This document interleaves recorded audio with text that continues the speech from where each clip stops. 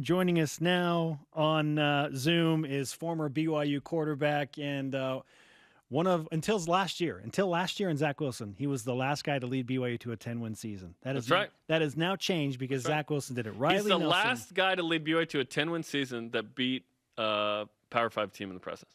There you go. Yeah. Yeah, because BYU didn't have that shot yesterday. Not even Zach Wilson let's did that. Qualify it so that we can keep this thing going with Riley. And you got a new baby. You're a new girl. You got dad. a new baby. Congratulations, because all babies are new. Yeah, thank you so much, fellas. Margot Jane Nelson, our first girl. We just could not be more thrilled to have her. She's survived her first few days at home despite balls constantly flying through the airs and maybe a little bit of cute aggression from her two older brothers. But we couldn't be more happy to have her join the family. Isn't that an interesting element when you bring in a little baby and you got boys in the house? Because I get it. My two oldest are boys. We had the girl, and it was just like damage control for the first 3 months. Just nice, soft. Touch softly. It's going to be okay. Putting her in a bubble doesn't seem like I always scoffed at that idea. Now it's starting to sound like a better one as each day passes. Well, congratulations on that. Of course, we've been talking about just the shockwave that BYU football sent out yesterday when Built Bar announced they were going to pay the tuition for all 36 walk-on players and then give a little bit of an additional bonus to the scholarship players. Riley, what was your initial reaction when you saw the emotion at the announcement of that deal with Built Bar? I mean, it was always a bittersweet moment when I was playing there because this is nothing new, right? We've been seeing videos, I should say awarding walk-on players scholarship or scholarship type money is nothing new. We've all seen those. The coach calls them out. Maybe he's got his parents there. And we did those every year when I was there. During fall camp, there was maybe one or two walk-ons that would get awarded a full scholarship. And I say those were bittersweet because, no doubt that the guy that got it was harder. But there was, 5 or 6 guys that probably earned that right too, to be put on full scholarship or at least to get some kind of financial aid. Just the limitations imposed by the NCAA didn't make that possible. So it was sweet to see that guy get rewarded for his hard work, but it was bitter because you knew there was other guys that were equally as deserving that unfortunately, because of the regulations, were not eligible to have their hard work validated. So to see BYU to see them lead out in architecting and putting something like this together, to me, it's just like, as happy as we were for those 1 or 2 guys, now times that by, what was the number of walk-ons? 36. Was it 28? 36. 36. So times that by 36, and now there's no more bitter component because each one of your brothers, each one of your teammates is getting taken care of. Maybe not to a full ride, but man, tuition, as we all know, that's the biggest brunt of the cost of going to school. So it's truly life-changing and then program-changing for BYU to lead out and being one of the first to architect a deal like this. And not to mention all the good press that they got from it from a recruiting standpoint doesn't hurt either. We were talking about this, and we've been talking even during the break about the impact of the announcement. I dare say, and I don't feel like it's an overstatement to say this because it's social media in 2021. To me, the reaction to something that BYU did today, that it might have been the biggest thing since Jimmer Fredette. I mean, you could argue Zach Wilson in the draft or something, but this was one of the biggest days in the last decade in BYU sports. What do you think of that statement? Do you feel like that's accurate? I do feel like that's accurate. Everyone was talking about this on social media. I'm mostly on Twitter, so that's mostly where I get my move. But my wife said it even came up on her Instagram popular feed. So like this thing went as viral could be. And as much as Zach Wilson was getting some praise and he was climbing up the draft board and, the Coastal Carolina game and things like that, it wasn't being talked about as broadly.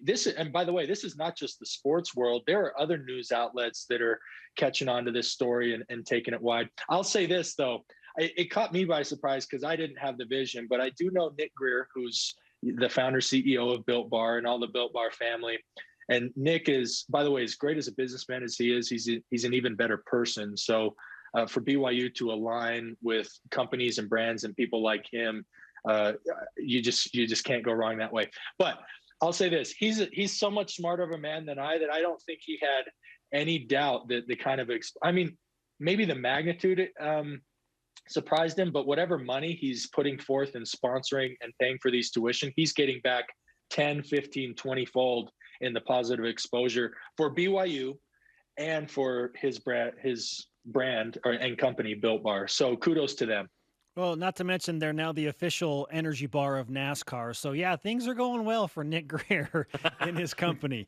Okay, Riley, what kind of an impact do you think that an announcement like yesterday will have on the program in terms of recruiting and trying to make the level of play on the field better? One of the things that I felt when I was there, and that I think BYU has been the struggle in independence, and this even goes back Mountain West, even WAC days, I always felt like our ones could compete with most anybody else's ones. I mean, if you've got a 2019 LSU, maybe not, but like you take outside of those kind of elite generational talent teams, you take any country or any team in the country, and BYU's ones, our best could compete with their best, is what I'm trying to say. Where we fell short a lot of times was depth. Let's say you get midway through the season. Unfortunately, you've got 2 or 3 starters out. Those second guys coming in, it can be a significant drop off. And maybe you look at a unit like an offensive line, and you got 3 really good players, but just 2 okay players. An announcement like this, to me, impacts the notoriety will fade. All the buzz, all the social media, the virality, all that will fade. But what I think will be lasting will be the effect that this has on making sure that all 126 of those dudes in that locker room, all 126 players, I think it has the chance to raise that caliber, to increase the depth of what is already a deepening talent pool at BYU. And as anybody in college that's played football at any level knows, the more depth you have, the better off the higher likelihood your team has of having success over the course of a long, grueling, injury-prone season. And it'll be awesome to, hopefully in the future they can get more deals similar to this, because this is a 1-year deal of, hey, listen, I know we don't have a scholarship for you here, but preferred walk-on, we can actually give you money equal to the tuition. That's a big deal in recruiting as well. Let's talk about the quarterbacks. Klein Sitake a couple days ago said there hasn't been any separation quite yet.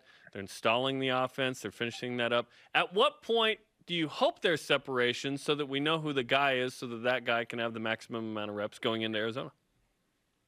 I've not been able to go down and see practice in person yet. I hope to in the next week or so. But without being there, here's what I can surmise. And I don't know if they're splitting reps equally. Maybe you guys can shed that light on that. But I know, being in quarterback competitions where there was 2 of us, there simply weren't enough reps to go around. Well, you can't increase the workload on the entire rest of the team. Well, you can to a degree, but you can't do it significantly enough to get the volume of reps for a guy to create true separation. In other words, you can't ask the one defense to double their amount of reps or their practice workload just so the competing quarterbacks can get you can get a similar look and a similar evaluation. So going through those dynamics in a 2-man quarterback composition, now when we're talking about 3 in some way, maybe they're not splitting at thirds, but even if they are involved in that third guy to some significant degree, I'll just be honest, there aren't enough reps to go around to have a guy truly separate themselves. The margin of error is just too slim. And so there's going to be a lot of pressure on Coach Sitake, Coach Roderick, they're going to have to use their gut. I mean, they'll collect a bunch of data and they'll do their best with those limited reps to make an objective evaluation. But in this, they're going to have to lean a lot on their gut, a lot on what they think the potential upside of each player could be, and make their decision that way and hope they're right. And if they're not right, then they also have to spend time putting in a good contingency plan. So if their initial choice for whatever reason, isn't performing to the level needed, they can move on and it not hurt the team or hurt the chances for success over the course of the season. Former BYU quarterback Riley Nelson on BYU Sports Nation. Riley, perhaps you just outlined the most detrimental part of having a quarterback competition in fall camp. What's the best or most advantageous part of having a 3-man quarterback competition in training camp? We often see this in professional sports, let's talk about the NFL because they have the wild card, right? You see those wild card teams sometimes come in, and there was a streak there a few years ago where they were coming in and there was a wild card team in the Super Bowl every year. And everyone would talk about the dynamics. Well, they've been playing playoff football since week 13, right? Because they've been fighting for their lives, even to just get in the playoff, as opposed to other teams where, you know, they kind of coast and it's playoff time and they can get caught off guard. They're just not in that playoff mentality.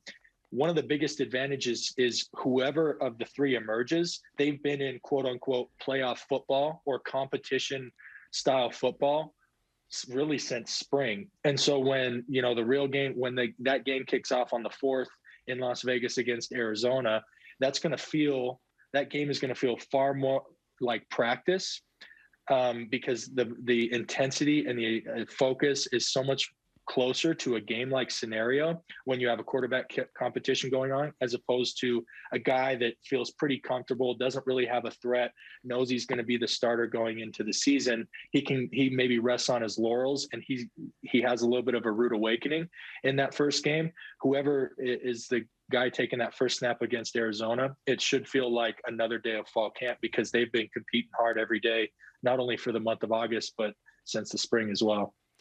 Jamal Williams is with the Lions now. They put out an 11-minute mic'd up video on YouTube that was it was amazing.